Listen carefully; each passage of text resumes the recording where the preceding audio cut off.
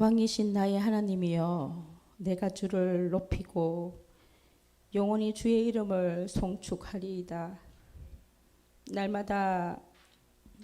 내가 날마다 주를 송축하며 영원히 주의 이름을 송축하리이다. 여호와는 위대하시니 크게 찬양할 것이라. 그 위대하심을 측량치 못하리로다.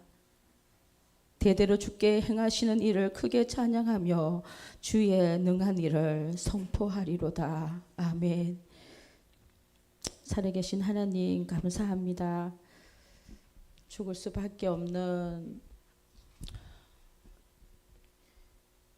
인생이 하나님 앞에 예배 드릴 수 있게 해주신 것 너무 감사합니다.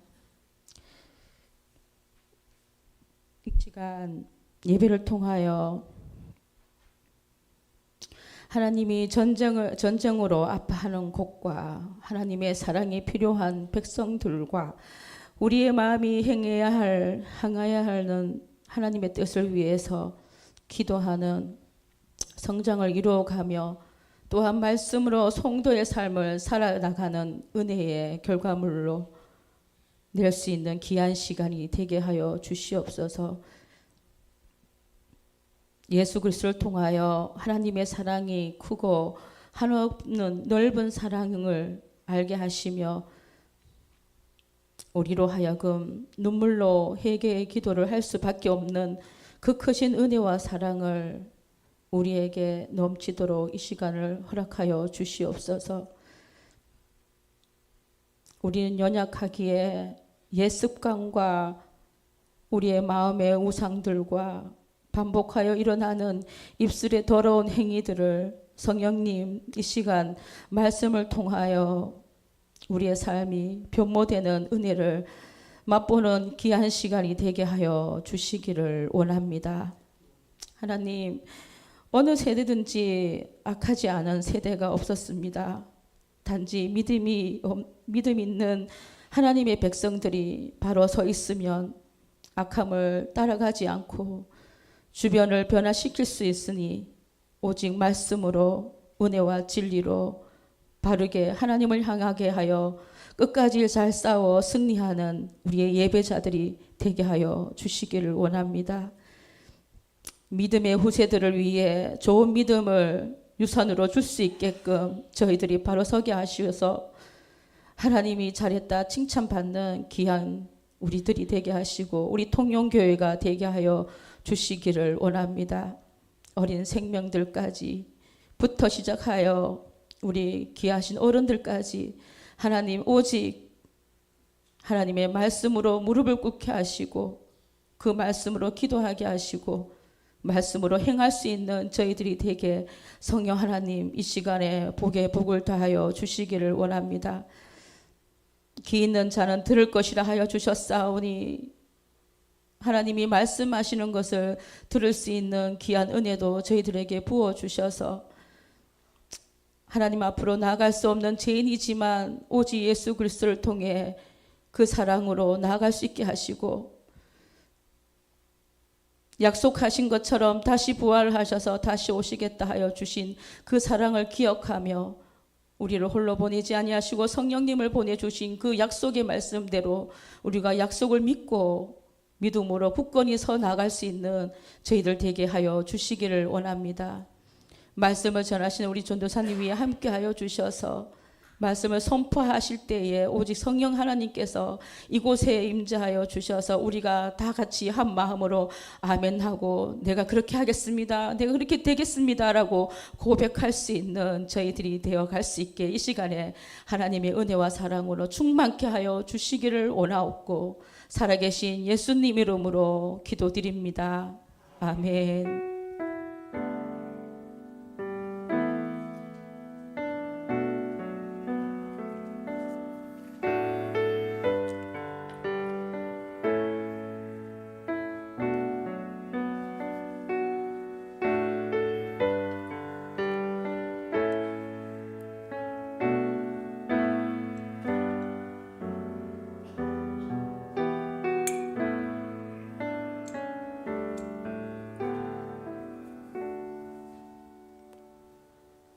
찬송가 435장입니다. 435장입니다.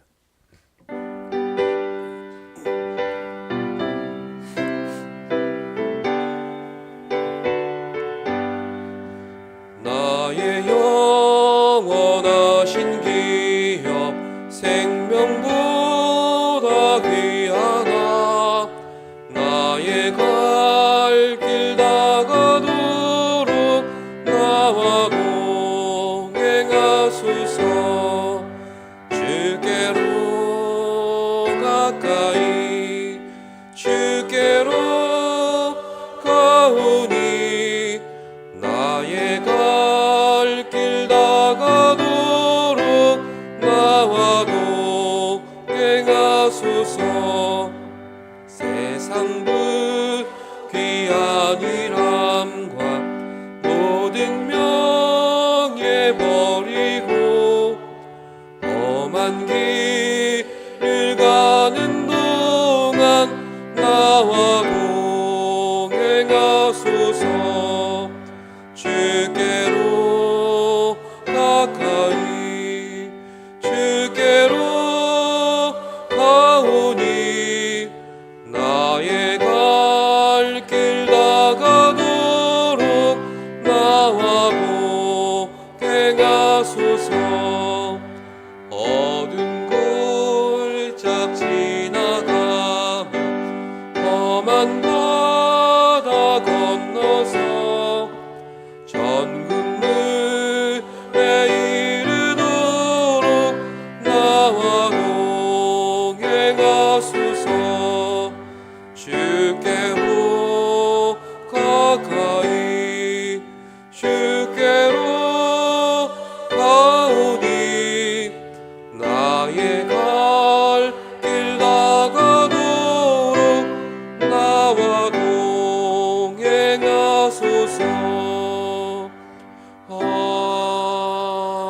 아멘. 이 시간 우리에게 주시는 말씀은 창세기 50장 22절로부터 26절까지의 말씀입니다. 창세기 50장 22절로부터 26절까지의 말씀, 구약 81쪽입니다.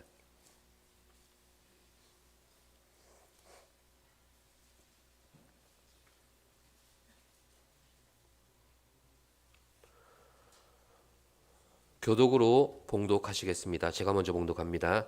요셉이 그의 아버지의 가족과 함께 애굽에 거주하여 110세를 살며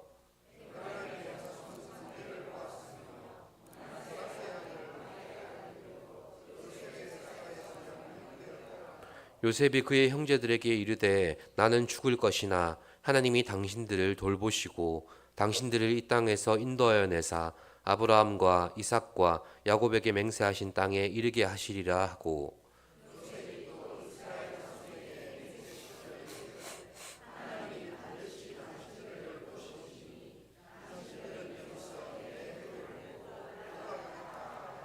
함께 요셉이 110세의 죽음에 그들이 그의 몸에 향재료를 넣고 애굽에서 입관하였더라. 아멘. 기도드리겠습니다. 신실하신 하나님 감사합니다. 거룩한 주의 날 온정일 주 안에서 말씀 안에 거하며 찬양 안에 거하며 주를 바라보게 하심에 감사드립니다. 이 시간도 우리의 영이 깨어 있어서 말씀으로 찾아오시는 하나님을 만나게 하여 주시옵소서. 예수님의 이름으로 기도드립니다. 아멘.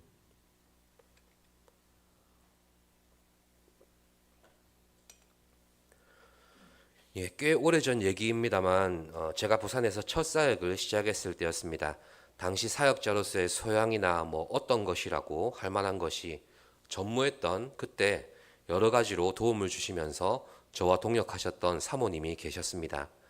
아동부와 중고등부 여름 사역을 정말 하나님의 은혜 가운데 마치고 나서 사모님께서 저를 삼계탕 집으로 데리고 가셨습니다.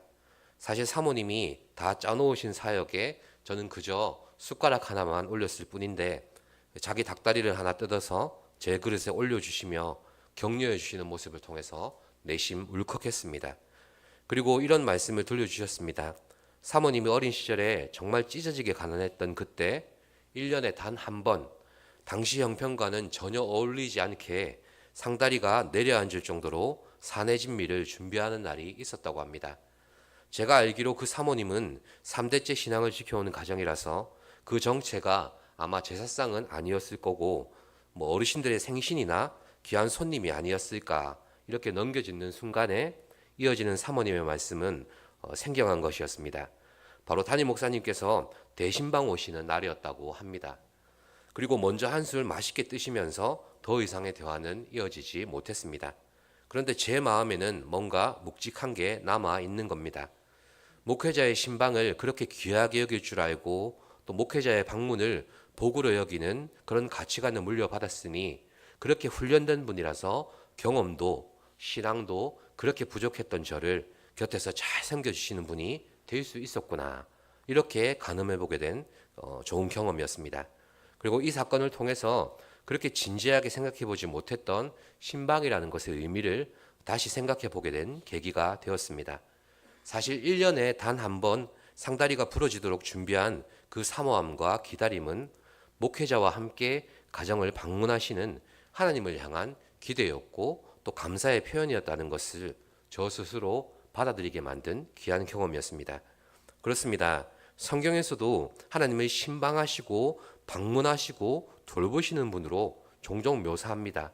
그리고 하나님의 방문하시는 목적은 한결같이 바로 당신의 백성을 향한 구원과 심판을 시행하시기 위해서입니다. 오늘 본문을 통해서도 우리를 신방하시는 하나님에 대해서 말씀하고 있는데 그 자세한 의미를 묵상해 보도록 하겠습니다. 오늘은 한 가지만 보도록 하겠습니다. 하나님께서 우리를 신방하시는 이유는 한번 따라해 보시겠습니까? 구원을 베푸시기 위함입니다. 네, 오늘 본문 창세기 50장은 창세기의 결론 부분입니다. 그리고 창세기 25장에서 시작된 야곱의 이야기의 결말인 동시에 창세기 37장에서 시작된 요셉을 중심으로 전개된 그 이야기의 결말이기도 합니다. 그래서 오늘 본문 50장에 와서는 두 족장, 즉 야곱과 요셉의 죽음이 함께 등장하죠.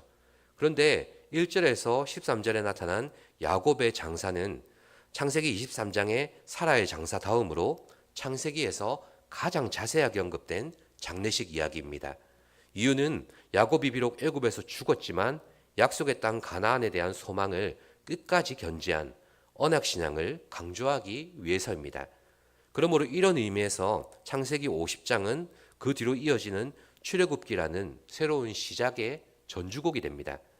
성경에서 야곱과 요셉의 경우에만 시체가 방부 처리되어서 보존되었습니다.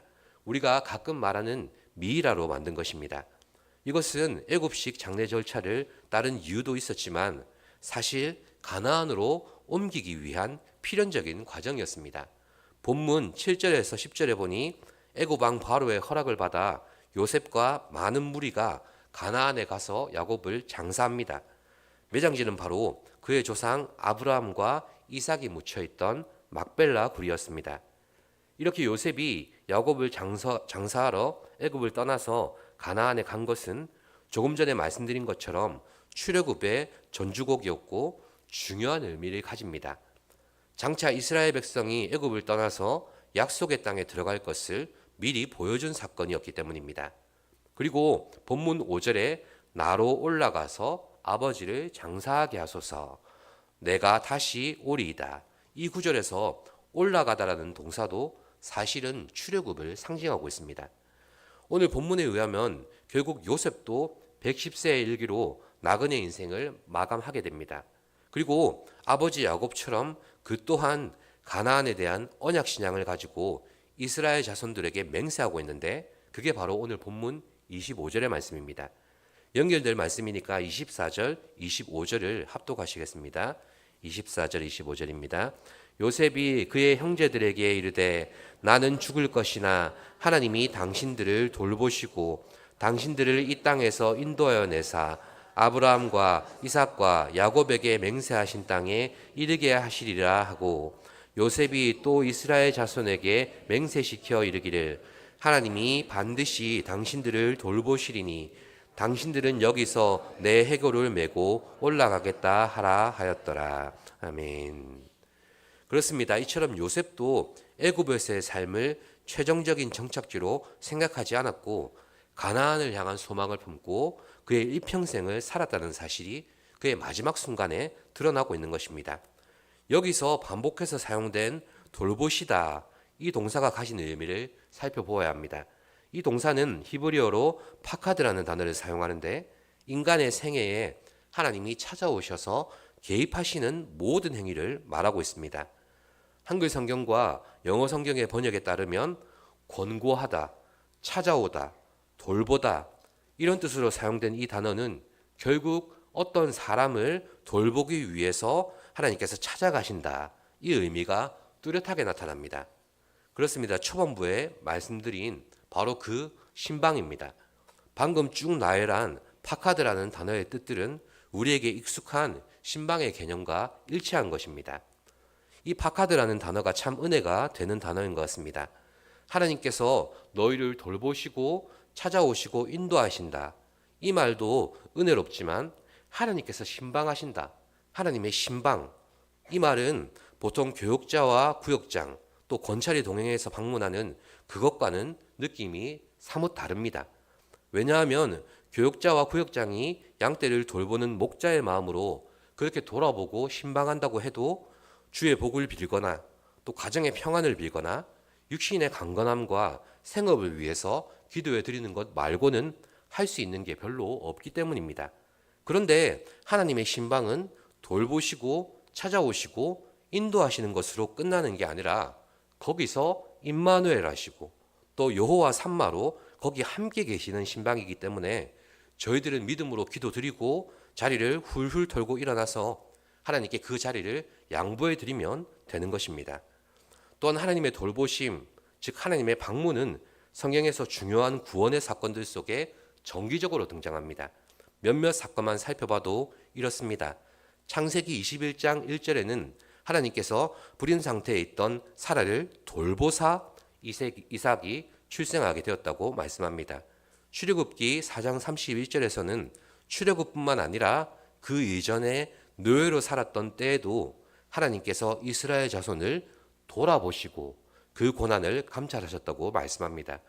룻기 1장 6절에는 룻의 시어머니 나오미가 기근을 피해서 모압 지방에 있을 때 하나님께서 이스라엘 백성들을 돌보사 그들에게 양식을 주셨다고 말씀합니다.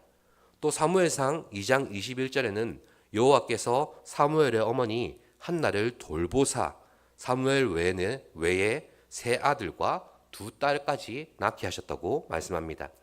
예레미야서 29장 10절에서는 바벨론의 포로 생활 70년이 끝나면 하나님께서 이스라엘을 돌보고 다시 고국으로 돌아오게 하실 것이라는 출바벨론의 약속도 주어집니다.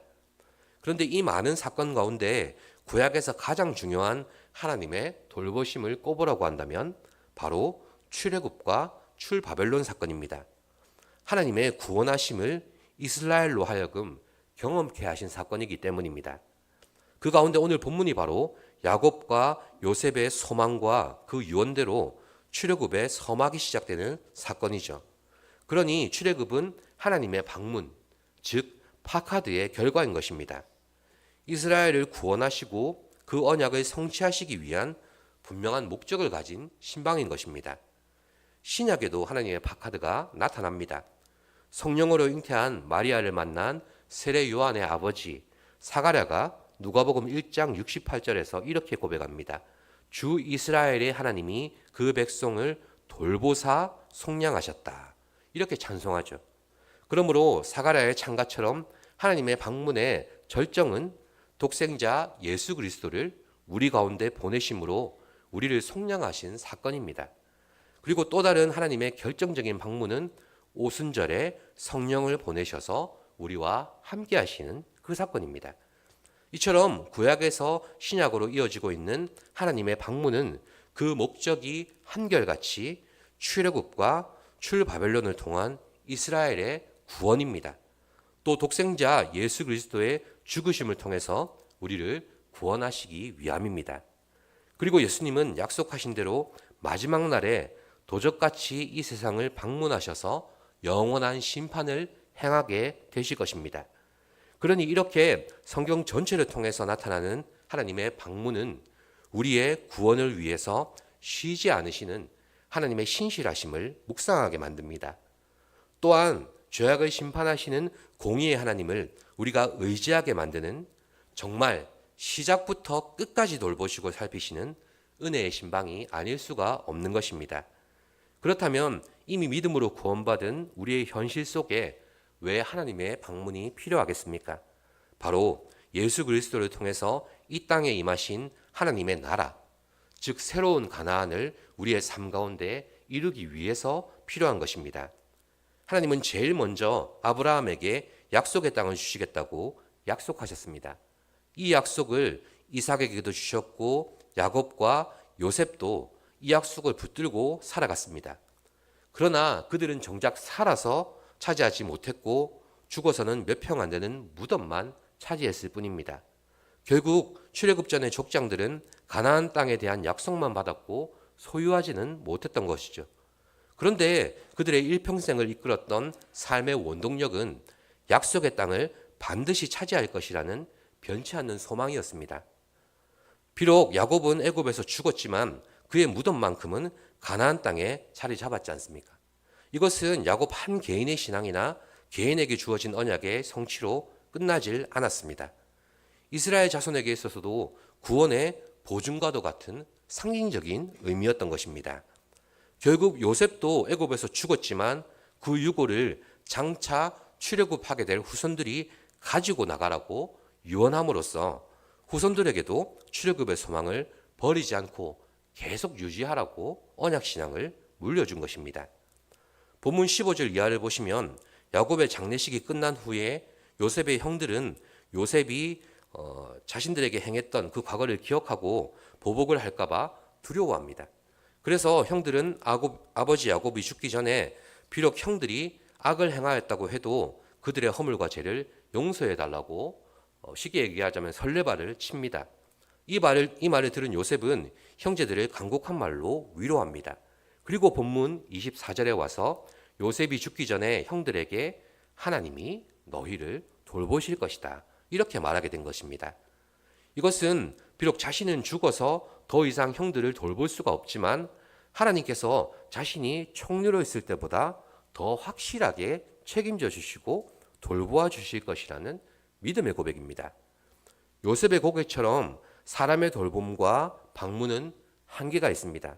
그러나 전능하신 하나님의 돌보심은 그 어떤 것보다 우리에게 확실한 소망이 되는 것입니다. 그렇습니다. 우리의 거듭남과 구원은 성부 하나님께서 성자와 성령으로 우리를 찾아오신 결과입니다.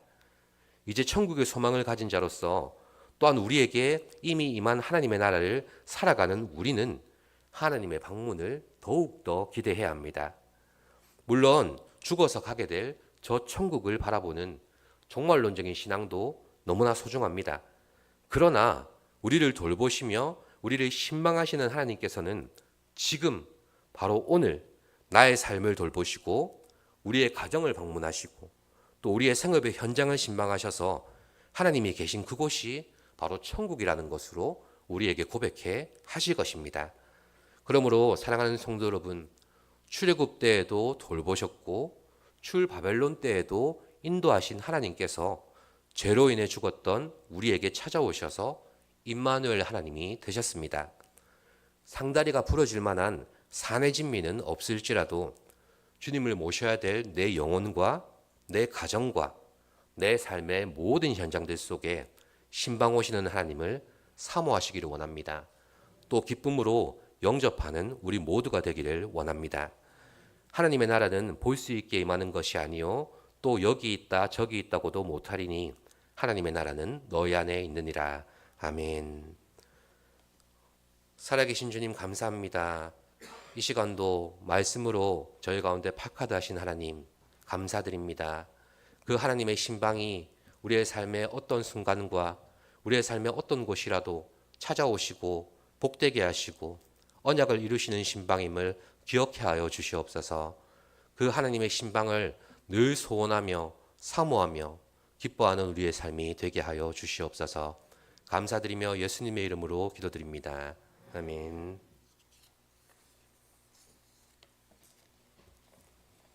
찬송가 384장입니다.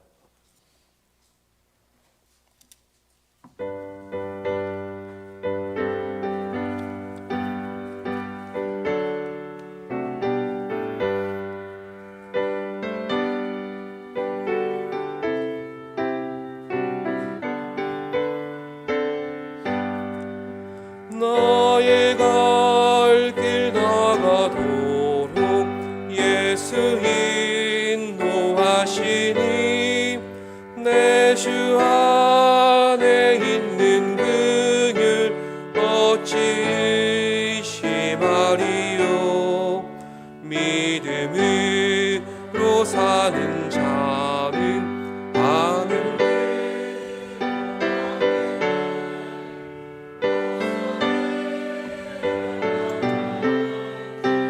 만사 형통하리라. 무슨 일을 만나든지 만사 형통하리라. 나의 갈 길 다가도록 예수 인도하시니 어려운 일 다간대도 족한 은혜 주시네. 나는 심히 고단하고 영혼 매우 가라나. 나의 앞에 반석에서 샘물 나게 하시네. 나의 앞에 반석에서 샘물 나게 하시네. 나의 갈 길 다가도록 예수 인도하시니 그의 사랑 어찌 큰지 말로 할 수 없도다. 성령과 받은 영혼 하늘 날아갈 때에 영영 부를 나의 찬송 예수 인도하셨네. 영영 부를 나의 찬송 예수 인도하셨네.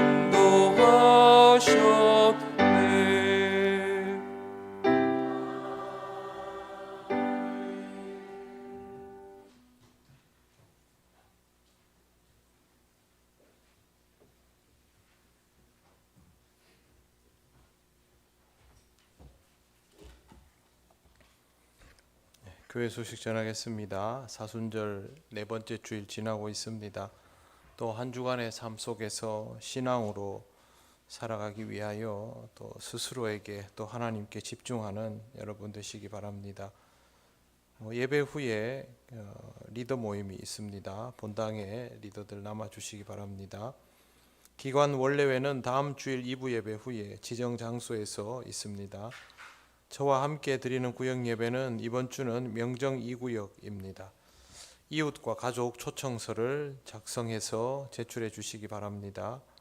진주 남로의 심령 부흥 성회가 다가오는 주일 오후 3시 사천읍교회에서 있습니다. 강사는 명성교회 원로 목사이신 김삼환 목사님입니다. 세례 신청 대상자들은 주보를 잘 참조해 주시고 절차에 따라서 문답과 교육에 임해 주시기 바랍니다. 3년 뒤에 성지순례를 예정하고 있습니다. 자세한 사항은 이명열 장로님에게 문의하시기를 바랍니다. 다음 주에 부흥회 가실 분들은 오늘 중으로 이명열 장로님에게 꼭 알려주시기를 바랍니다. 축도하겠습니다.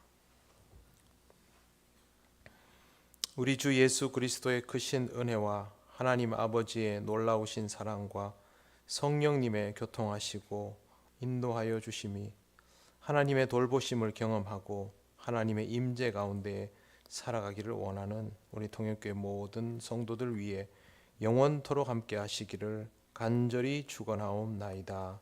아멘.